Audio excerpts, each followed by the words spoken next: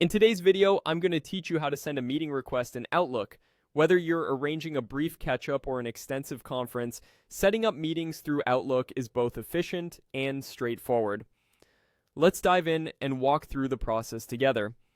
First, you'll need to log into your Microsoft Outlook account, open your preferred web browser, and head over to the Microsoft Outlook login page.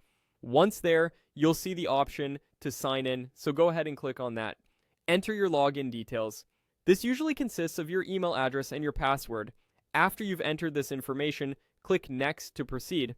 Now that you're logged in, you'll want to find the Teams feature, which is located in the upper right-hand corner of the screen. Click on the Teams icon, and this will direct you to the Teams meeting setup area. Here, you can efficiently organize your team's schedules and discuss the matters at hand. Once you're in the Teams interface, take a look at the calendar on the left side of the dashboard.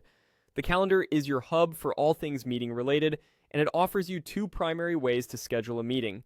The first way is to click directly on the date and time you wish to arrange a meeting. It's a quick method if you already have a specific slot in mind.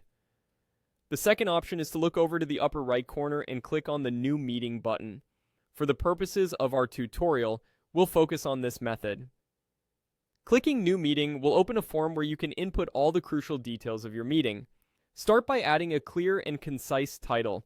A good title gives attendees an immediate understanding of the meeting's focus or goal. Next, it's time to invite attendees by adding their email addresses. Be sure to double check that you're inviting the right individuals to ensure that everyone essential is present. Now you'll need to select the date and time for your meeting. Be mindful of time zones if you're working with colleagues from around the world to avoid any scheduling conflicts. If your meeting is taking place in person rather than virtually, don't forget to add the location of the meeting. It can be a specific conference room or an off-site venue.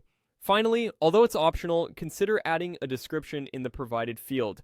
This is a great space to outline the meeting agenda or to provide any preparatory materials or notes for your attendees. Once you've filled in all the necessary information, hit the Save button. And that's all there is to it. Your meeting invite will now be sent to everyone you've invited, appearing in their Microsoft Outlook or Teams calendar. This seamless integration ensures that all invitees are kept in the loop. Thanks for watching, and I hope this guide has made the process clear and easy for you.